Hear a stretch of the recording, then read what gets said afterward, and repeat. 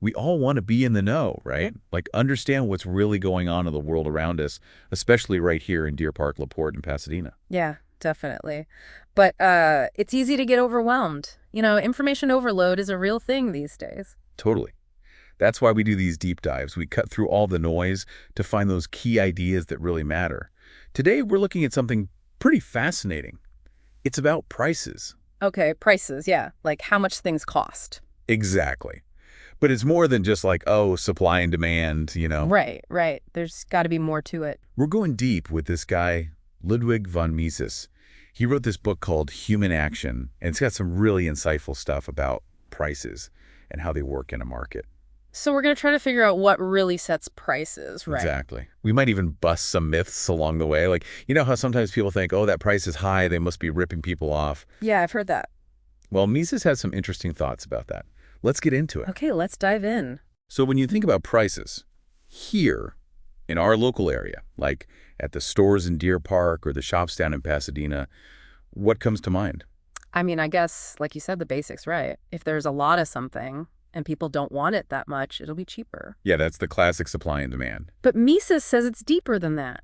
He does. He brings in things like how much people trust a seller, or even like the reputation a business has built up over time. Ah, okay, that makes sense. Like, if you know a place is good, you might be willing to pay a bit more. Exactly.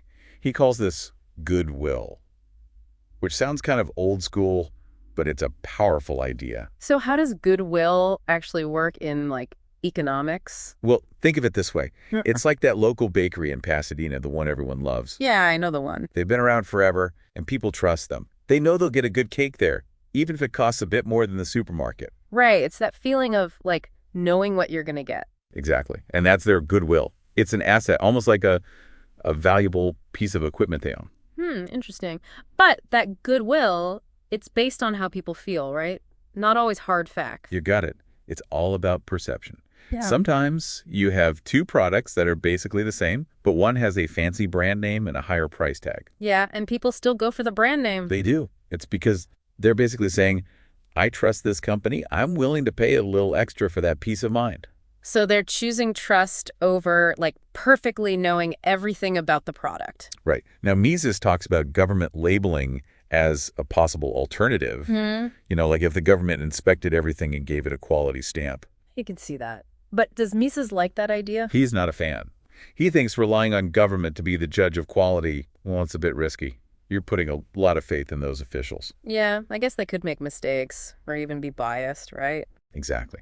Plus, Mises is big on individual choice. He thinks even if people choose a brand that seems illogical to others, it's their decision to make. Okay. So freedom to choose even when it comes to shopping. Makes sense. It does.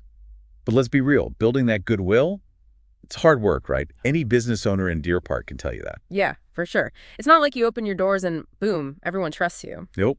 It takes time, consistency, often some initial sacrifices, like maybe you offer lower prices at first or go above and beyond with customer service. You're investing in that goodwill. You got it. Now, Mises lays out 3 different ways this goodwill plays out in the market. Okay, let's hear them. What's the first one? In the first case, goodwill can actually give a seller some real power. They might be able to charge higher prices, kind of like a monopoly. So their reputation becomes so strong they've got more wiggle room with pricing? Yeah, exactly. They're not just competing on price anymore. They've got something extra. Interesting. What about the second case? The second one is kind of the flip side. Here, goodwill isn't about charging more. It's about surviving. What do you mean? It's like, imagine a new store opens up right here in LaPorte. They don't have any goodwill yet, right? So they might have to charge lower prices just to get people in the door. Okay. Yeah, I can see that. They need to build that trust. They do. Otherwise, they might not be able to compete with the established businesses. Makes sense. So goodwill can be a real make or break thing for a business. It can be. Now, the third case is pretty interesting too. In this one, a seller with strong goodwill might charge higher prices, but not because they're being greedy. So it's not like a deliberate choice to rip people off? Not at all. It's more about the market itself. Mm-hmm. Think of that really popular doctor everyone wants to see, even if their fees are higher. Yeah, I've heard of doctors with waiting lists, even if they're expensive. It's not that the doctor is purposely limiting their appointments to drive up the price. It's just they're operating at capacity and demand is high. Ah, so they're not artificially restricting anything, it's just how things are. Right. Mises says sometimes a business might not expand, even if they could charge more, because maybe they don't have the resources, or they think that money could be better spent elsewhere. Okay, that makes sense. They're thinking strategically. They are. And this leads us to a really important distinction Mises makes between a monopoly and, well, just regular competition. Right, because monopoly is a word people throw around a lot, sometimes without really knowing what it means. It is. So for Mises, monopoly prices happen when someone deliberately limits the supply of something just to jack up the price. Oh, okay, so it's intentional. Like they could make more of the product, but they choose not to. Precisely.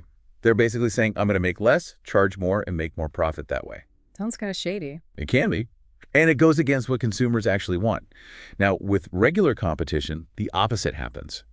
Businesses try to make as much as people will buy, and they compete on things like quality and efficiency. So in a competitive market, making more profit means making customers happier. Exactly. You're making their lives better, and they reward you for it. Whereas with a monopoly, you're making a profit by, well, kind of making life a bit worse for people. That's a big difference. Now, Mises also talks about this thing called a monopoly of demand. What's that all about? It's kind of like the flip side of a regular monopoly. Instead of one seller controlling the supply, it's one buyer controlling the demand. Oh, so like if there was only one person in all of Deer Park who wanted to buy a certain thing. That's the idea. But Mises argues that this monopoly of demand doesn't really give the buyer the same kind of power that a regular monopoly gives a seller. Why not? I mean, if they're the only customer, wouldn't the seller have to give them a great deal? Maybe, but they'd also probably only buy a small amount. Mises uses the example of a government banning exports to keep prices low for domestic consumers. So like if the U.S. banned wheat exports, the price of bread here might go down, but farmers would also sell less overall. Exactly. It's not a true monopoly in the same sense as a company deliberately limiting production. And Mises argues that a lot of what people call a monopoly of demand actually boils down to a monopoly of supply somewhere else in the chain. Okay, explain that one. Imagine there's this one company that makes a special part that's used in all smartphones. Okay, so lots of phone companies need that part. Right. And on the surface, it looks like those phone companies have all the power because they're the ones demanding the part. Yeah, that makes sense. But because that one company controls the supply of the part, they actually have the real power. Ah, it's like a hidden monopoly. You got it. It's all about where the bottleneck is. So let's bring this back to us here in Southeast Houston. How do these monopoly prices actually affect our lives? Well, if a company has a monopoly and raises prices, people here in Pasadena will react in different ways. Some folks might just grit their teeth and pay the extra. Yeah, maybe they cut back on something else in their budget. Right. Others might buy less of that product to keep their spending the same. And some people might just say, forget it, and find something else entirely. It all depends on how essential the product is and how much people are willing to adjust their spending habits. Exactly. But no matter what, when prices go up like that, it usually means less satisfaction for consumers. They're not getting what they want at the price they want it. They're getting squeezed. Now, Mises does point out one big exception to this whole monopoly problem: patents and copyrights. Oh, yeah, those are interesting. So with a patent, the inventor basically gets a temporary monopoly, right? They do. And the argument is it's a necessary evil. You need to give creators and inventors that incentive to, put in the time and effort to come up with new things. So we accept higher prices for a while because ultimately it benefits everyone. That's the idea. It's a trade-off between short-term affordability and long-term progress. Makes sense. Mises also talks about this tricky issue of like non-renewable resources, like oil and gas, things that are finite. Yeah, he points out how people often complain about high oil prices, but those high prices can actually be a good thing in a way. How so? Well, if prices are high, it means people are more likely to conserve, right? And that stretches out the supply. Ah, so it slows down the rate of depletion. Exactly. Which could be good for future generations, even if it means paying more today.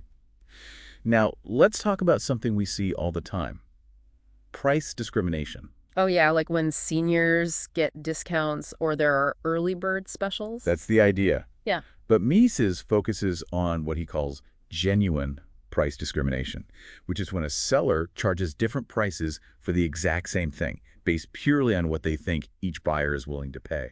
So it's not about getting a different product or service. It's just about charging different people different amounts. Right. And for this to work, there are a couple of conditions that have to be met. First, the seller has to be able to stop people from buying at the low price and then reselling at the high price. Otherwise, everyone would just buy at the low price. Makes sense. What's the second condition? The seller has to make more money overall by doing this price discrimination than they would by just charging everyone the same price. Obviously, yeah. Why bother with the hassle if it doesn't boost your profits? Exactly. And Mises makes an interesting point. He says the cost of making the product doesn't really matter when deciding whether to price discriminate.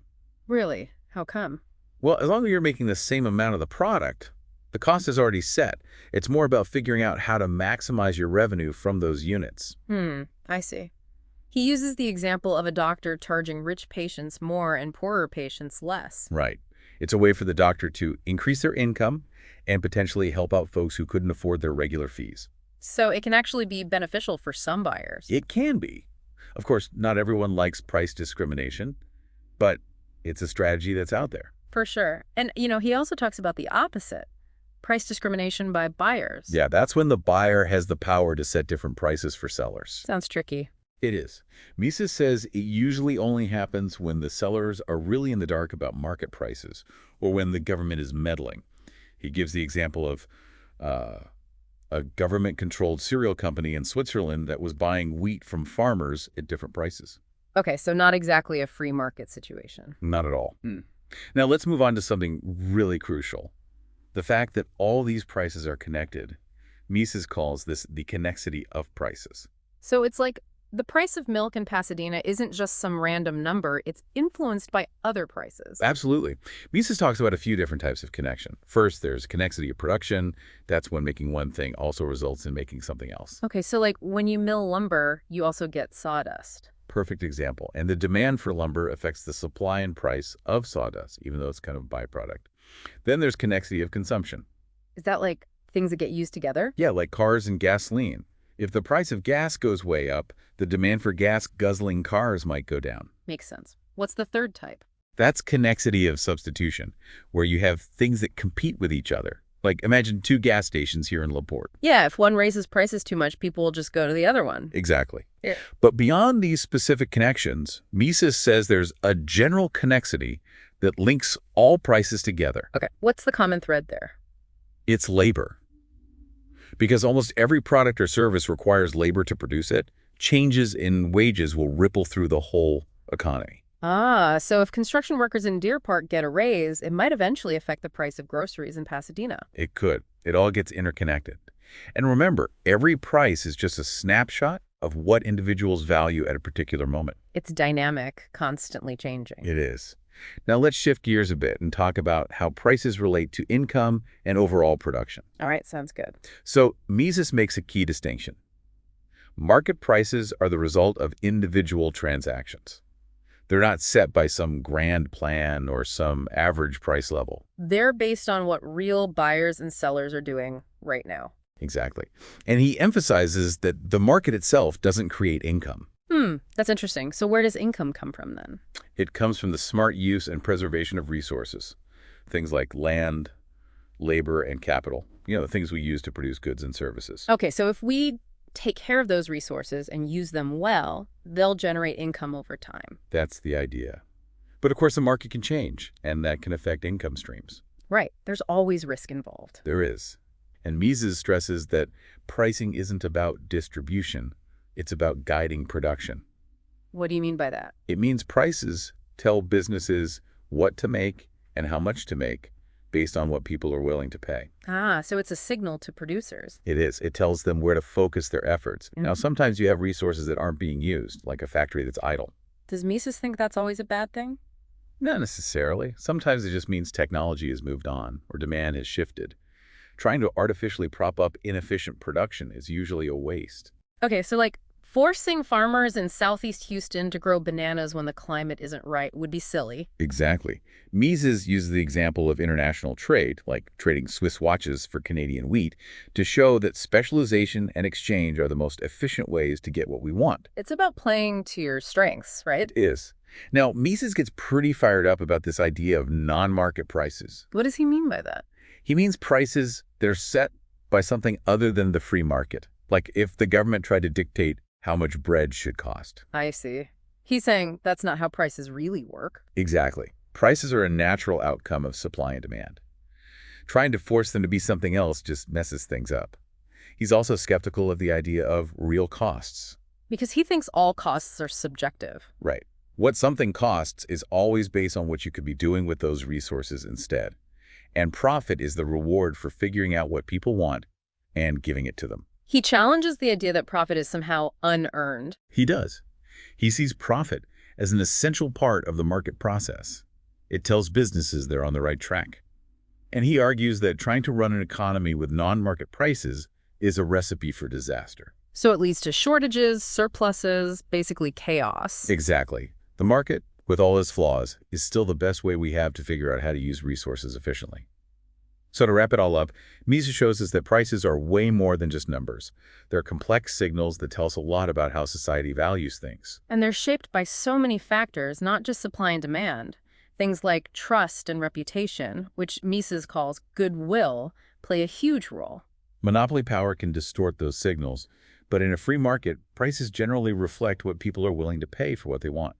It's a constant dance between buyers and sellers, and it affects every aspect of our lives, from the cost of groceries to the wages we earn. And thinking about all this, it really highlights how our local choices right here in Deer Park, LaPorte, and Pasadena contribute to the bigger picture. It's true. Where we shop, who we do business with, it all matters. And if we focus on building that local goodwill, that trust and reliability, it makes our community stronger and more resilient. It's all connected, right? It is. And that's something for all of us to think about. Thanks for joining us for this deep dive. We hope it's giving you some food for thought. Yeah, definitely. We'll see you next time. And don't forget to support the show at thinkandactlocally.com/donate. The link's in the show notes.